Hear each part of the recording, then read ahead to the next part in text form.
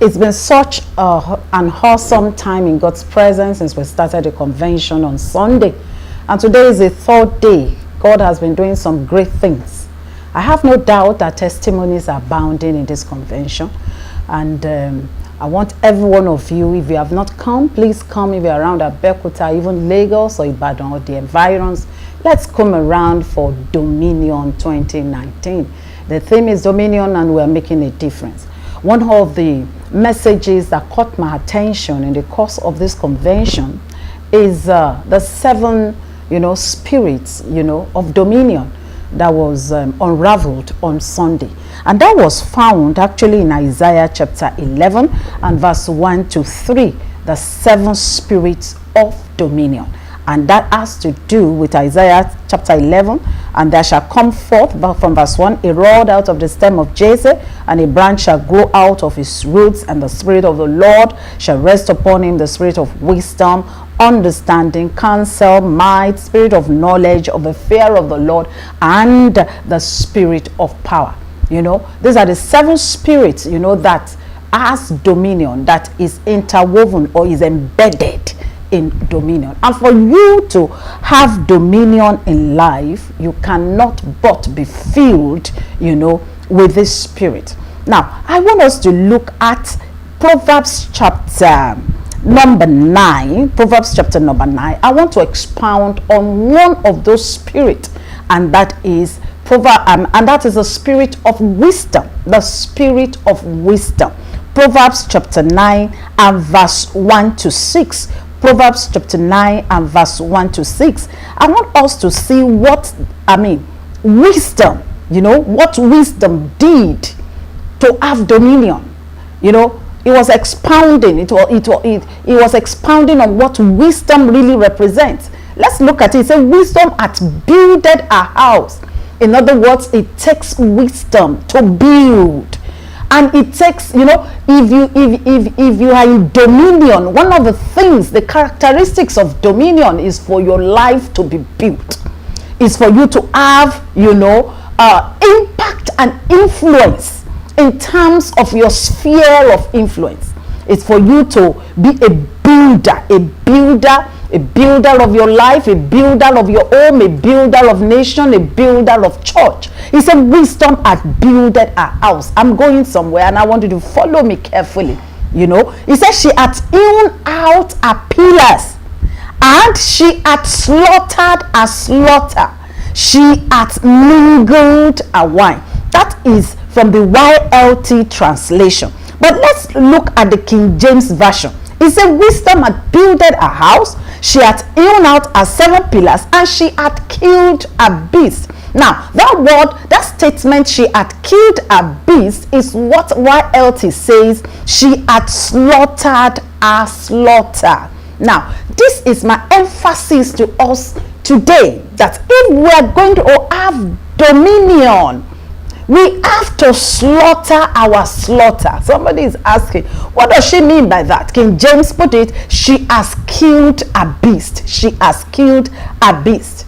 Now, wisdom. It is wisdom that makes you to know that whatever stand against you should be dealt with. Anything that will make you not to live according to the original estate with which God created us. In the beginning, God created everything and he blessed man. And he said, be fruitful, multiply, replenish, subdue, and have dominion. That is the nature that God imputes in man. It makes me to wonder many times when I see every other thing that God created living according to the nature that God designed them to. Sun does not struggle to be the sun. It comes out in the day and it beams its light. The moon, no matter how darkness tries to overshadow it, the moon will always stand out in the night. That was what the moon was designed for.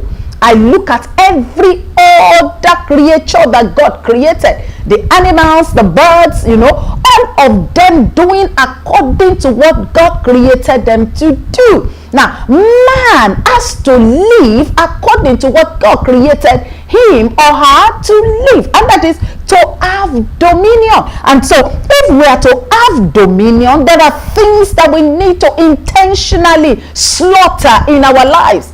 Anything that will make us not to live according to what God designed us to has to be dealt with in our lives. We must be strategic in life, strategic to locate what is it that is in me that can stand against me. If you can do, and overall, let me not use that word. If you can live on a self-awareness note, where you understand yourself and you know what you are dealing with, listen, it will be easy for you to conquer in life. Now, understanding that, okay, I'm dealing with timidity and I've got to kill it, because I cannot have dominion with a timid spirit. Then kill it today, because that can stop you from having dominion. If you feel that, okay, I'm too shy, now listen to me, shyness will make you not to connect with people, will make you not to connect with helpers, will make you not to connect with people that can favor you. I remember some years back, I'm a very quiet person, and I used to, exhibit and demonstrate that shyness. One day, in the course of prayers, in the course, of a time out with the Lord said to me, daughter, rise up and deal with the spirit of shyness, because the spirit of shyness will stop you from fulfilling my mandate over your life. And I began to work on it. I began to deal with it. I began to, listen to me, whatever you want to do, you can do it when you set your mind to do it. She has killed a beast. That is wisdom, one of the 7 spirits, that has to do with dominion. She has killed a beast. You must be strategic to locate what you are dealing with. Is it pride? Listen to me. Is it fear? Listen to me. Is it procrastination? Whatever it is, because these are things that will make you not to live in dominion. When you exhibit things that will stop you, you may end up living what we call an average lifestyle. I love the life of Esther. Esther sat on the throne as a queen and thought that was all assignment is in her life, until there was a problem that was orchestrated. When Haman rose up and said, excuse me, I want to kill the people of the Jews, I want to kill everybody. And then Mordecai had to rush to Esther and said, you don't know whether you are in this kingdom for such a time as this. Listen to me. She rose up, looked at herself, saw what was inside her, and felt that I've got to deal with this, because I've got to step out to have dominion.